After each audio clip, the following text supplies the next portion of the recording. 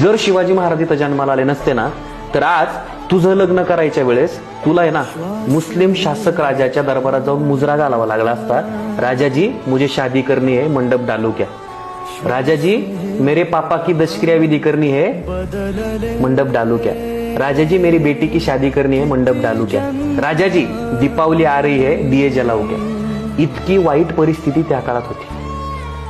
जर शिवाजी महाराज जन्माला आला नसताना, तर आज तुला बसायचा अधिकार नसता, मला बोलायचा अधिकार नसता, इथल्या लोकांना फिरायचा अधिकार नसता. तू आज भारत देशाच्या बाहेरचे जे मुस्लिम शासक प्रदेश आहेत ना, त्यांच्या कधीतरी जाऊन बघ. इराक, कझाकिस्तान, अफगाणिस्तान. काय अफगाणिस्तानच्या क्रिकेट बोर्डाचं फंडिंग काढून घेतलं.